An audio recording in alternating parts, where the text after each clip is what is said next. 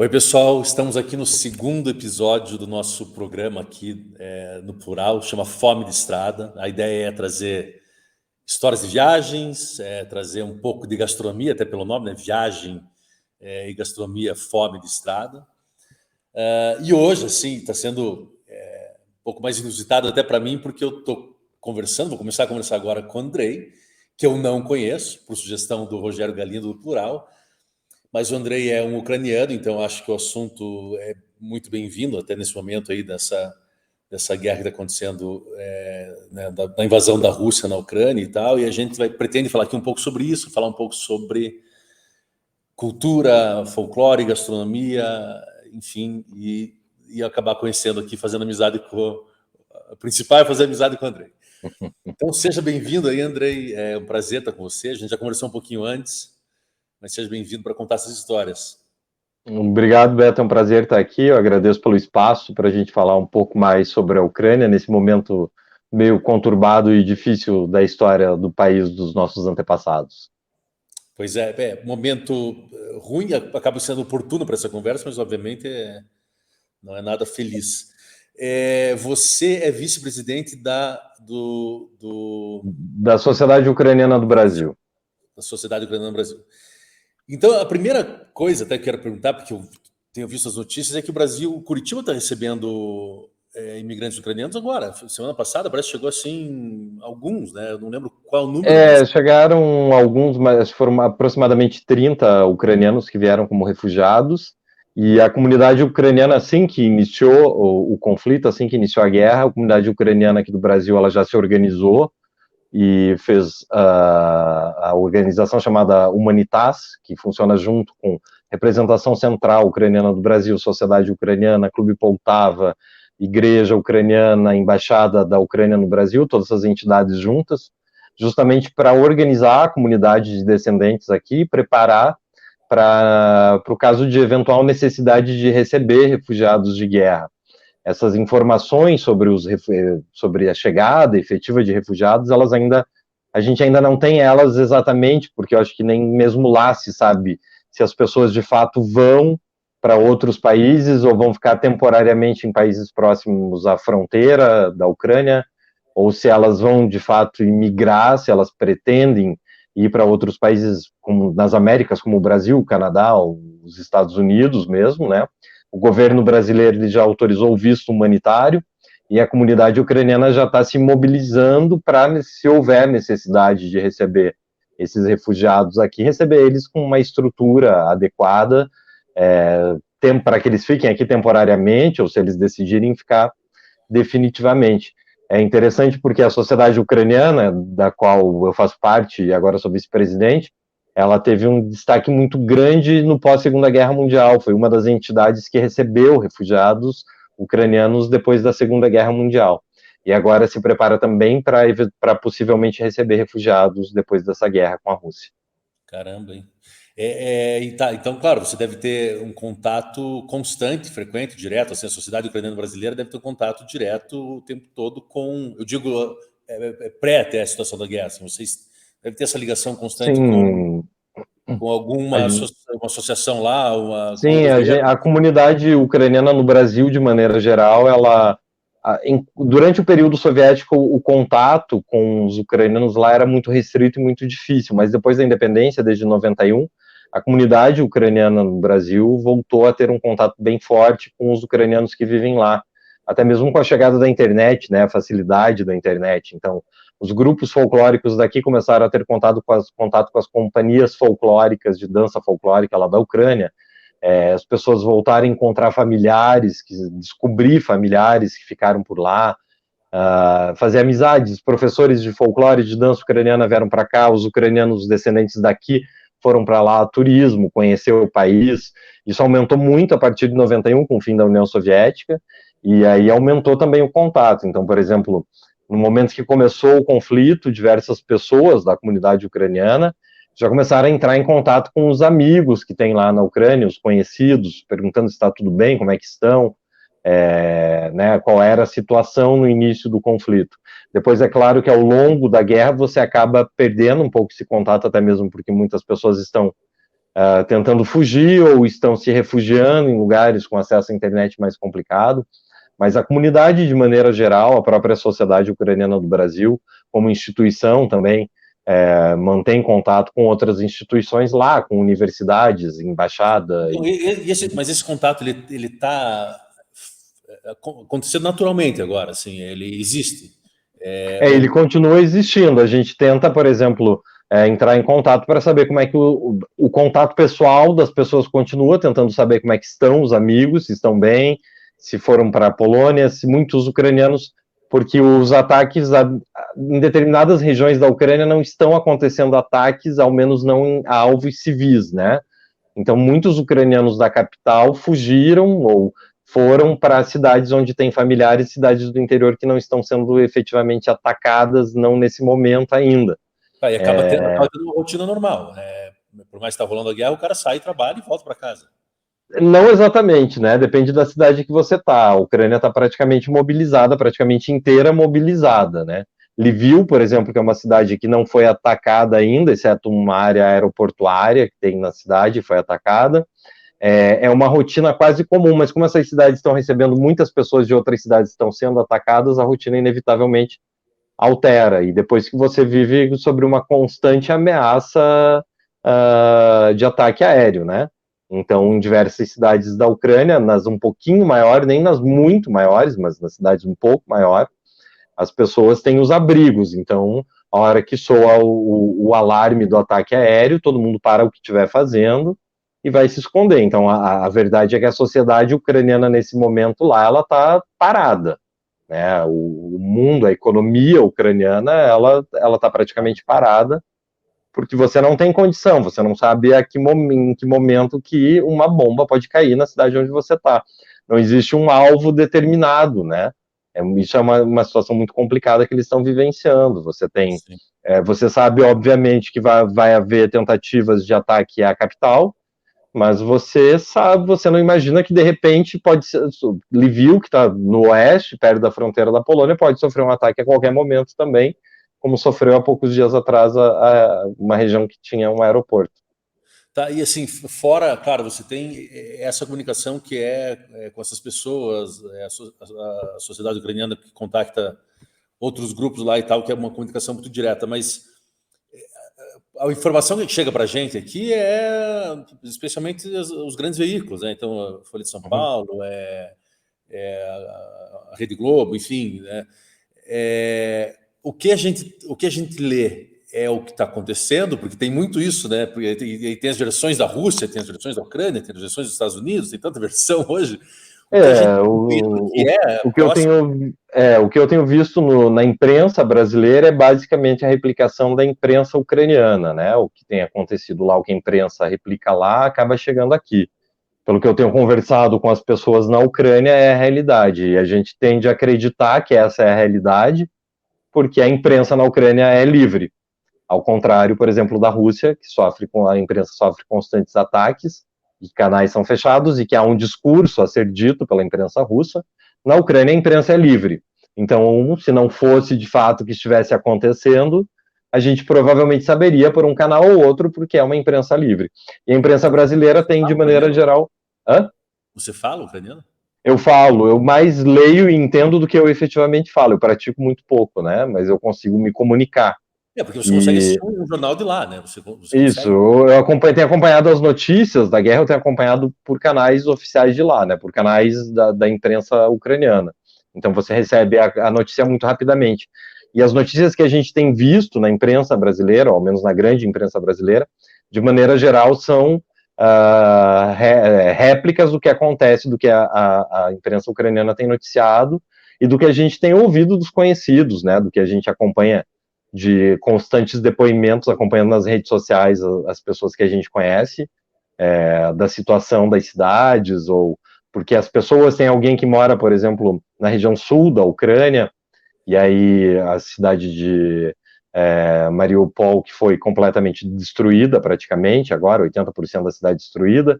Então a gente vai acompanhando e a gente vai ficar sabendo, e é basicamente o que a gente tem visto aqui na imprensa brasileira, o que de fato está acontecendo lá, são as notícias que a gente tem de lá também. é que hoje eu li uma chamada, assim, eu até não li a matéria, eu tenho, de certo modo, até acompanhado alguma coisa, assim, mas aí a chamada era assim, a guerra não é contra a Ucrânia, alguma coisa dava a entender que é uma guerra contra o Ocidente, na verdade, né? Então, até como é que é? Na verdade, é uma guerra contra a Ucrânia. É claro que é porque o que envolve a Ucrânia sempre houve, ao longo da história da Ucrânia, uma tentativas de dominação da Rússia dominar a Ucrânia, né, ao longo da história. Isso se você olha a história da Ucrânia, isso se repetiu por diversas vezes. E sempre uma tentativa... O Putin é o primeiro, né? O Putin não é o primeiro dos chefes de Estado russo a atacar a Ucrânia. E há sempre essa necessidade de menosprezar a Ucrânia como nação, como Estado independente. Isso é uma tentativa constante também. A Ucrânia, em 2014, houve um movimento, que nós chamamos de Revolução da Dignidade, justamente na tentativa de aproximação da União Europeia e para que se deixasse de ser dependente da Rússia, porque o problema da Rússia, de você ser dependente da Rússia, é a Rússia se meter na política. Então a gente teve, por exemplo, tentativas de eleições fraudadas na Ucrânia com o apoio da Rússia, para que a Rússia colocasse um presidente de acordo com os ideais russos. Isso é muito bem visto, é muito fácil da gente comparar, por exemplo, a Ucrânia com a Belarus, né? O Lukashenko, que é o último, conhecido como o último ditador da Europa, né? O atual presidente, está no poder há mais de 20 anos, e ele dança conforme a música russa, conforme o manda. E a Ucrânia não queria isso para ela. A Ucrânia, em 2014, né, houve a Revolução da Dignidade, um movimento justamente de aproximação do restante do mundo, e talvez, se você considerar o restante do mundo o Ocidente... então só a aproximação do restante do mundo também não é um movimento desse atual presidente do...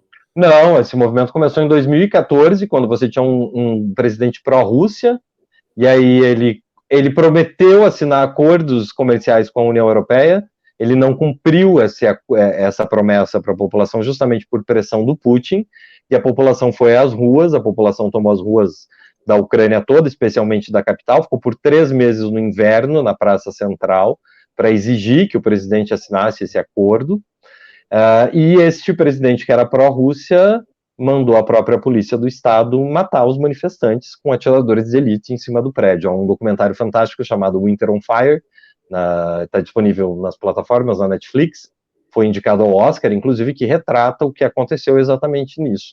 E aí, em 2014, esse presidente, depois que ele manda matar o próprio povo, ele foge da Ucrânia e vai ter asilo na Rússia. A Ucrânia vai formar um novo governo, um governo provisório, vai ter novas eleições limpas e, inclusive, fiscalizadas pelos organismos internacionais.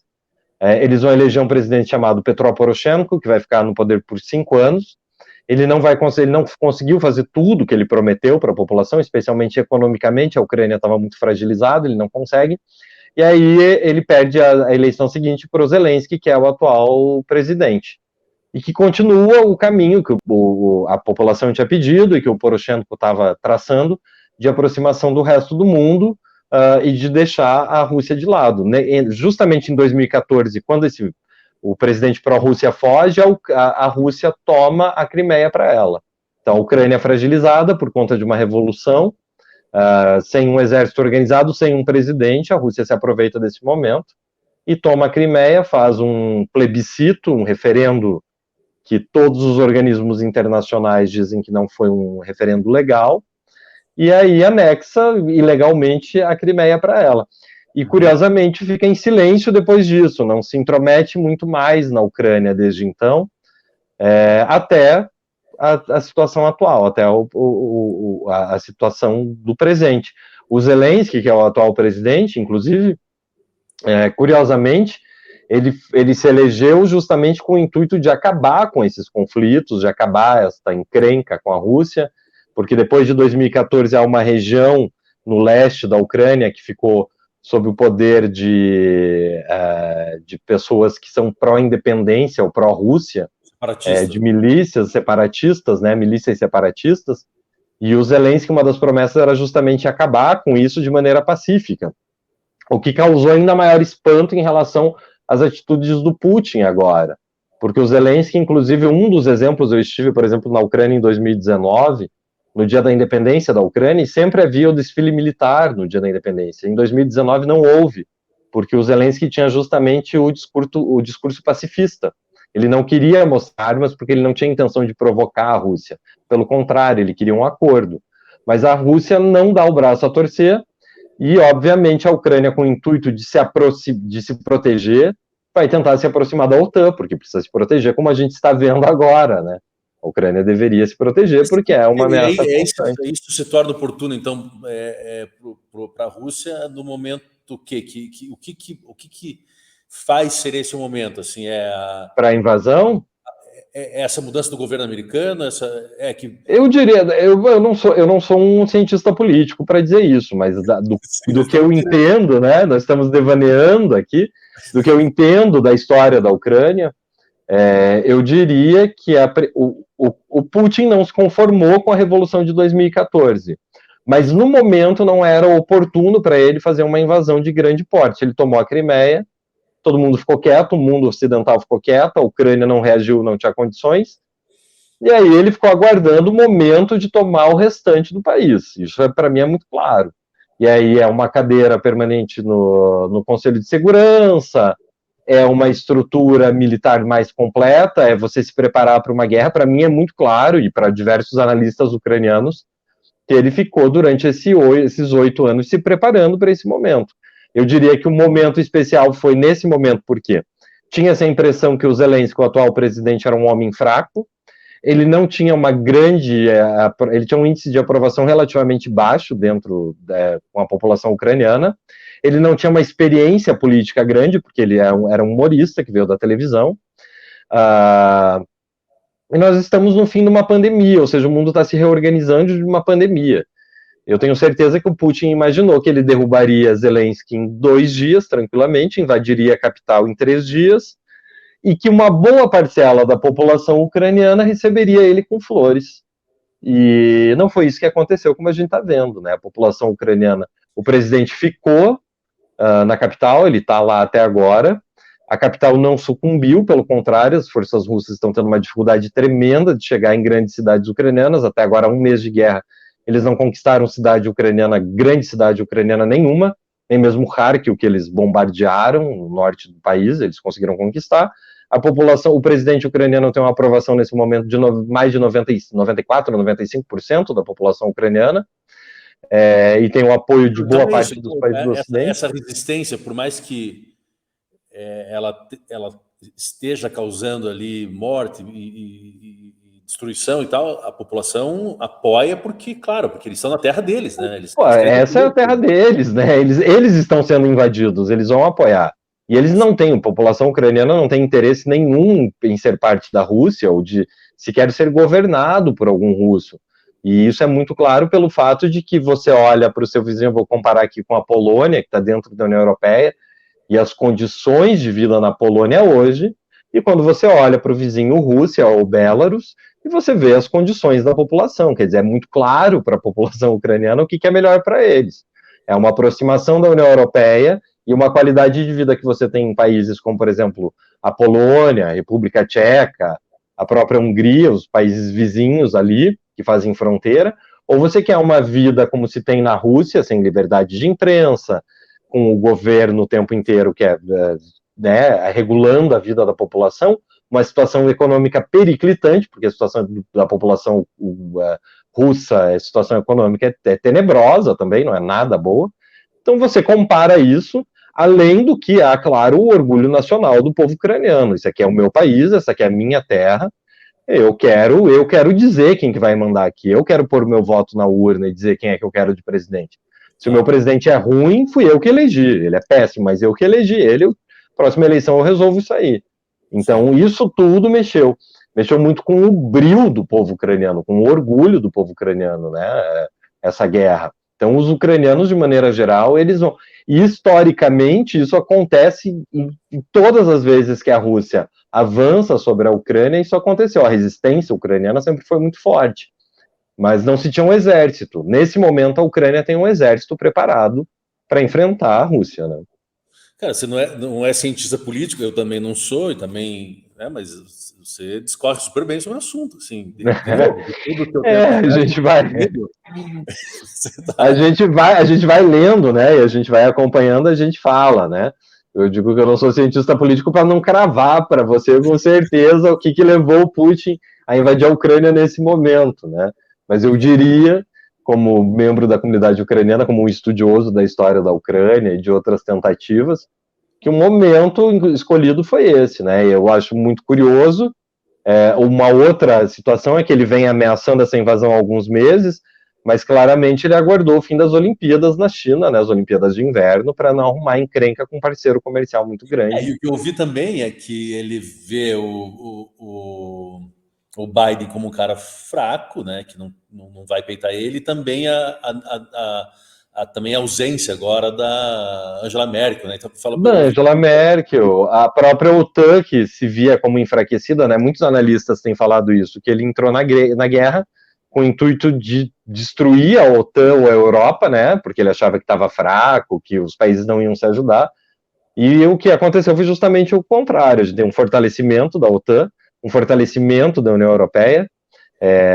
O próprio Biden, apesar de tudo, você vê muitos analistas dizendo que ele sai de uma maneira fortalecido, porque justamente tinha essa impressão de que ele era fraco internacionalmente falando, né, no mundo internacional, mas a gente tem visto justamente o contrário, um fortalecimento da OTAN.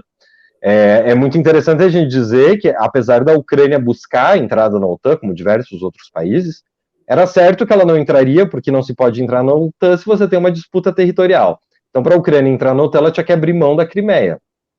E a Ucrânia não tinha interesse em abrir mão da Crimeia, ou seja, a desculpa do Putin de que a Ucrânia entraria, a ideia do Putin de que a Ucrânia entraria para a OTAN é uma balela muito facilmente destruída, como todas as outras, todo o resto do discurso que ele construiu para essa invasão. O discurso que ele fez antes da invasão é muito claro qual a intenção dele, é aniquilar o Estado ucraniano, é dizer a Ucrânia não existe, a nação ucraniana não existe, vocês são russos, vocês não são ucranianos, não existe a Ucrânia. Essa a ideia dele. Tá, cara, enfim, de novo, o Fome de Estrada é um podcast, que é uma live de gastronomia com turismo. Eu vou tentar puxar um pouco para esse lado, lógico, agora, porque por mais que, assim, a tua conversa é excelente, velho, eu ficaria com você falando sobre isso um tempão, porque eu tenho muita curiosidade, e até um pouquinho antes a gente começar essa live, ali a gente você foi contando várias histórias, a história mesmo da Ucrânia, né, e da imigração. Você falou que a primeira leva da imigração mesmo chegou ali em 1890, por aí, e depois teve mais uma ali depois da Segunda Guerra Mundial, se não me engano. Então, porra, muito legal tudo que você está falando, mas vamos tentar trazer um pouco para cá. Deixa eu voltar, eu te perguntei uma coisa antes, a gente não vai começar a falar tanto de turismo também, assim, até porque talvez nem tenha clima, mas antes de tudo, esse pessoal que chegou semana passada, né, os refugiados, eles estão ficando em casa de ucranianos aqui, ficando em casa. Esses ucranianos que chegaram na semana passada, eles vieram por um programa que é um programa das igrejas evangélicas no mundo, a Igreja Batista. A responsável, quem trouxe efetivamente, quem se responsabilizou pela chegada desses imigrantes foi a Igreja Batista ali do Batel. Então, há uma rede de apoio internacional, e essa rede de apoio internacional é que trouxe esses refugiados, essa primeira leva de refugiados. Onde eles ficam onde? Né? Eles estão, pelo que eu tenho de informação, eles iam ficar em hotel e depois eles seriam enviados para o interior em alguma sede da Igreja Batista. Esses refugiados eles não vieram através dos programas da embaixada e da comunidade ucraniana do Brasil. Eles vieram através de um organismo internacional que, salvo engano, está relacionado às igrejas batistas no mundo ou igrejas de confissão evangélica. Tá. Cara, você cozinha? Eu cozinho. Completamente. Eu cozinho. Tá, e daí você faz um rango ucraniano de vez em quando. Quando eu posso, quando vou reunir os amigos, quando vou trazer as pessoas aqui para casa, geralmente eu vou para a cozinha e faço, de vez em quando me arrisco na culinária ucraniana. Mas é que eu particularmente prefiro a comida do meu pai do que a minha. Então, geralmente eu deixo para ele fazer, quando eu vou visitar ele, aí eu deixo para ele fazer a comida. Mas de vez em quando eu faço uma comida ucraniana aqui. Isso, que é o quê? Então, o que teu pai faz se curte, assim? Assim, os pratos principais da culinária ucraniana, então a gente tem o perorê ou varenik, que é o pastelzinho cozido, muito conhecido da população curitibana, do Paraná todo, porque ele é a versão ucraniana do pirog polonês, ele é conhecido popularmente como pirog, às vezes até E dentro da comunidade. o recheio do pirog é o quê? O recheio ucraniano é dos mais diversos possíveis. Na comunidade ucraniana do Brasil, os mais comuns são o de batata com requeijão colonial, né, com a ricota colonial, ou só de batata com torresmo, ou de batata com repolho, ou só de batata. Esses são os principais recheios. Mas na Ucrânia e em outras comunidades, aqui mesmo no Brasil, outras famílias têm recheio de carne, recheio de cereja, recheio de cogumelo, os mais variados possíveis. Mas o tradicional mesmo, bem tradicional mesmo, eu diria que é batata com a ricota ou requeijão colonial. E a massa é uma massa de água e farinha. Água e farinha, e algumas receitas alguém coloca um ovo e outros não colocam ovo. Então, ou é água e farinha, ou água, farinha e ovo. Talvez o pirog do ravioli, né? Que são primos, deve ser. Uhum. E o ravioli é farinha e ovo. Imaginei que essa massa era diferente, levaria farinha e água, né? Então, a receita principal é farinha e água. Algumas pessoas colocam, mas quando você coloca ovos, por exemplo, para 1 quilo de farinha, um ovo. É basicamente o que você coloca para dar liga, né, na massa. O que mais aí, fora o pirog? Aí a gente tem o holubti. O holubti são os charutos, os rolinhos de repolho, parecido a um prato na culinária árabe, parecido, né? Eu não sei dizer o nome dele, mas há. O repolho recheado com trigo sarraceno, trigo morisco, e arroz e carne, e geralmente algum tipo de carne defumada. Vai molho, então, vai molho de tomate, vai molho você faz isso. Geralmente esses pratos, os dois, tanto o varenik, o perorê, quanto o holubti, são acompanhados de molho. Então você faz o rolinho, você cozinha o trigo sarraceno com arroz, e aí você dá uma cozinhada leve no repolho, muito rapidamente, mais uma ferventada mesmo. E aí você faz o rolinho, recheia a folha do repolho, coloca na panela e cozinha ele quase em banho-maria, só com um pouquinho de água, quase no vapor cozido, né? Não em banho-maria, quase cozido no vapor. E aí você geralmente serve ele com molho, com nata. Esse é um prato muito comum e bastante popular. Esse, particularmente, é o meu favorito. Churrasco? Churrasco tem. O que seria próximo ao churrasco? Falando de carne assada. Churrasco é um espetinho de carne. É comum, é bastante comum. Uhum. E aí o outro prato muito popular é o borscht. O borscht é uma sopa de beterraba. Ele é feito também com bastante carne defumada, beterraba, repolho, bem avermelhado, e tem um saborzinho azedo, né? Geralmente a gente utiliza para ou repolho azedo ou a própria beterraba no vinagre para dar aquele saborzinho azedo nele. Tem um sabor azedo, geralmente servido com nata. E aí você tem uma série de outras sopas de cogumelo, ou tem o capuchinhac, que é uma sopa de repolho azedo, uma variedade de pães, de outros tipos de massa. A gente pode falar que isso é uma culinária, digamos assim, é uma culinária popular, e até falando que é de origem pobre, né? Porque sempre que os pratos, tanto na Itália, a gente vai falar do Brasil, né? O que nos identifica são esses pratos feitos de origem da escassez. Isso, eles são pratos camponeses, né? Do campesinato mesmo, aquele que se fazia nas aldeias, nas vilas, com o que se tinha à mão. Se você parar para pensar, por exemplo, o varenik, ele é um prato muito barato de se fazer. Você precisa de água, farinha e batata, né? E derivado de leite, alguma coisa assim. Então, são pratos baratos de se fazer. O próprio borscht é um prato barato de se fazer. São pratos simples e de pequeno custo para fazer. Então, são pratos da população mesmo. Eram os pratos consumidos no dia a dia. Além disso, se consumia muita quirera, por exemplo, quirera de milho, a gente chama de caixa. Se consome muito. Tem a banoche, que é um tipo de polenta muito tradicional entre os povos das montanhas ucranianas, que ele é quase quase a polenta que a gente conhece aqui, mas o milho utilizado, ele não é tão fino quanto o nosso fubá e nem tão grosso quanto a nossa quirera. Ele fica ali no meio termo e ele é cozido no creme de leite. Um pouquinho de leite, não é cozido na água, e aí vira uma polenta. Quem vai gostar muito disso aí é o Galindo, cara. Olha, fica muito bom, servido com um pouquinho de torresmo, um pouquinho de nata, ou um pouquinho de queijo por cima, é excelente. Ele é muito comum na região das montanhas, nos Cárpatos ucranianos. Tá, Se você vai ao... assim, já que você está fazendo toda essa propaganda culinária e você não vai convidar as pessoas que estão assistindo isso aqui para comer na tua casa, onde é que come isso em Curitiba, meu? Em Curitiba, a gente tem 2 bares ucranianos em que você pode comer. Tem o Barbarã, que é um boteco tradicional em Curitiba, fica aqui no centro de Curitiba, junto da Sociedade Ucraniana, é o bar da Sociedade Ucraniana, comandado pelo Igor Baran, que é um membro da Sociedade Ucraniana também. E ali você tem porções de comida ucraniana, varenik, né, o perorê, o holubchi, tem borscht, e outros pratos da culinária ucraniana que ele serve ali. Tem uma broa excelente, tem defumados lá de Prudentópolis. Então é isso que se encontra no Barbarã, além de pratos da culinária tradicional dos botecos curitibanos.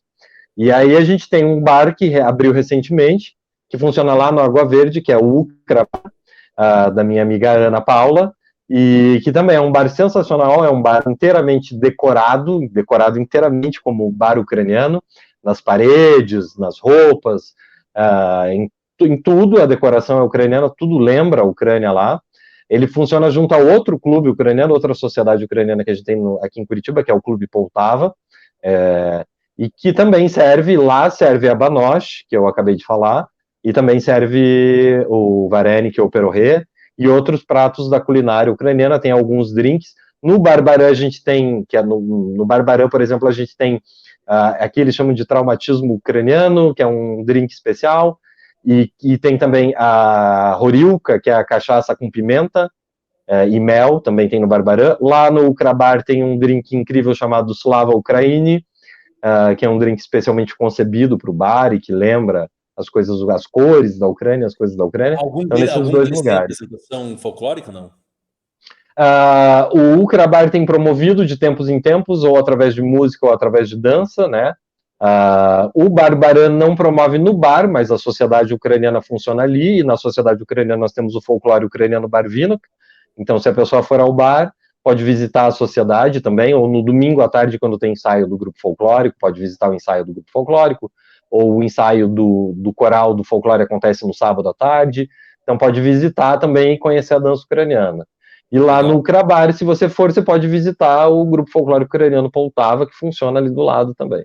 Cara, eu vou conhecer, eu não sabia, eu não sabia que o Barbarã, eu não conheço o Barbarã, conheço muito de nome, assim, falam bastante. Eu não sabia que era ucraniano. E esse Ukrabar eu não conhecia, eu acho que eu vou tentar ir semana que vem. Vale a visita. O Barbarã tradicionalíssimo. Em Curitiba tem um bolinho de carne sensacional, já foi eleito o melhor bolinho de carne de Curitiba várias vezes, já foi eleito o melhor boteco de Curitiba também. E ele é dentro da sociedade ucraniana, vocês vão chegar lá, as paredes todas forradas de... Você é suspeito para falar. Mas eu frequento bastante, mas é que vai chegar lá, os prêmios estão lá expostos, né? Mas vai chegar lá, tem tem quadros e fotos da Ucrânia, desenhos de membros da comunidade, lembra, a Ucrânia está dentro da sociedade. E o Ukrabar também tem uma arte sensacional, é um bar que está começando, eu acredito que em breve vai ser premiado também, porque a comida é excelente, e eles têm pratos em comuns e pratos diferentes também que eles servem, então vale a pena conhecer os dois. Legal. Você falou no começo que você é bisneto de ucranianos, né? Então você é o quê? Terceira geração que está aqui da tua família? Terceira geração.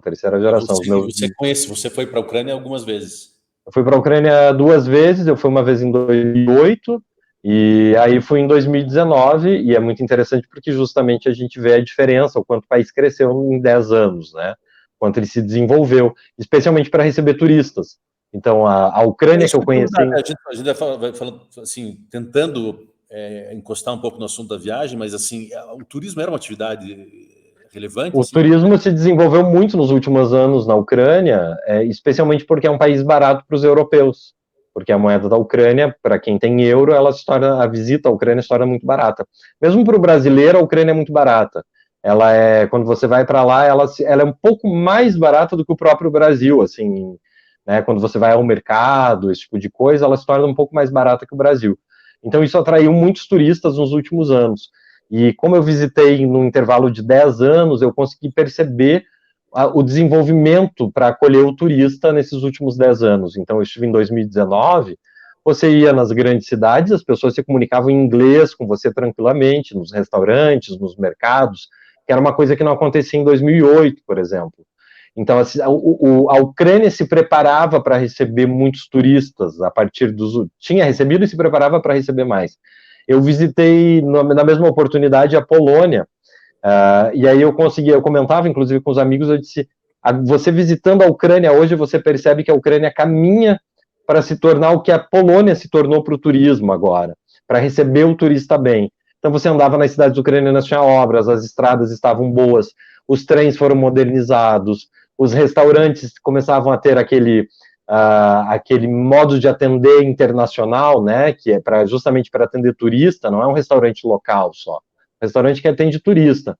Os hotéis estavam sensacionais. Então a Ucrânia começava e andava e caminhava nos mesmos passos do que a Polônia fez há mais ou menos, eu diria que talvez há 20 anos a Polônia começou a investir na questão do turismo, 10, 20 anos, né?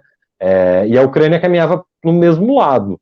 E você Então, acha que assim, o que seria a maior atração, assim, se fala que ser uma atração...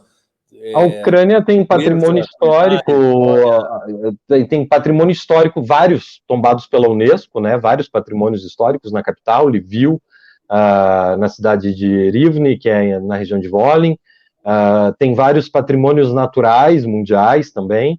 Então você tem, por exemplo, os Cárpatos, que são uma cadeia de montanhas no inverno, tem estações de esqui fenomenais, eu visitei uma delas, mas era verão, infelizmente, mas assim, que não deixa a desejar para qualquer hotel, para qualquer lugar da Europa toda. Você tem a região sul, que você tem o Mar Negro, com Odessa, sensacional para você visitar no verão, lugares lindos e incríveis.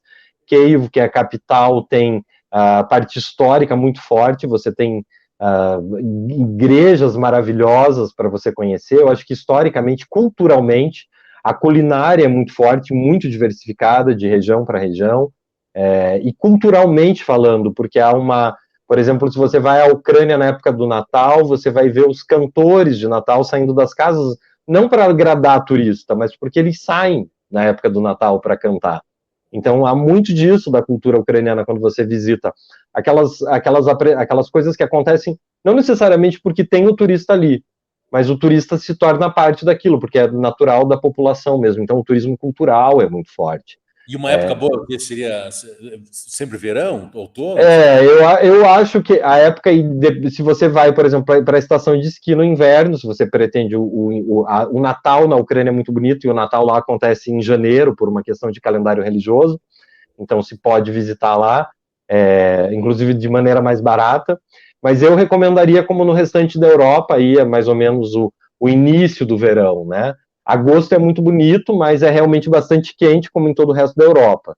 Então, e aí já tem uma quantidade maior de turista para visitar. Então é sempre bom desviar desses momentos de grande fluxo de turista. Eu acredito que aí, por exemplo, final de junho, começo de julho, talvez seja o momento ideal para visitar a Ucrânia.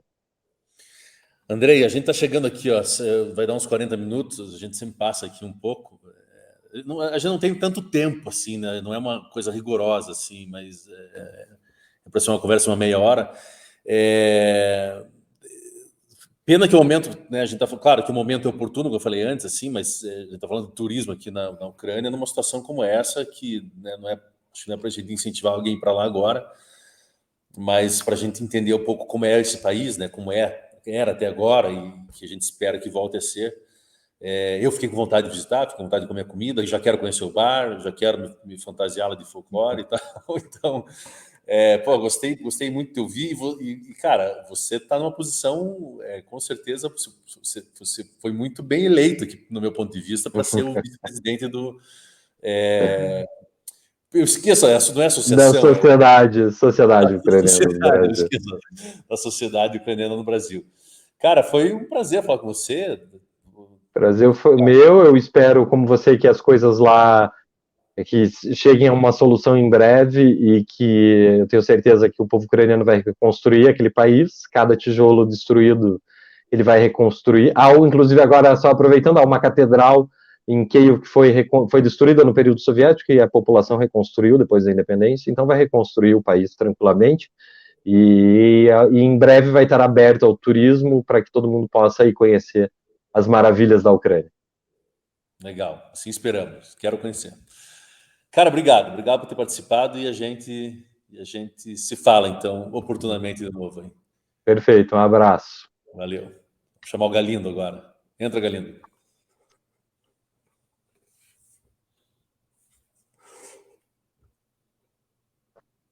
Ó, 40 minutos certinho. Pá! Aí, cravados. É. O Galindo não ligou o microfone. Liga aí, Galindo.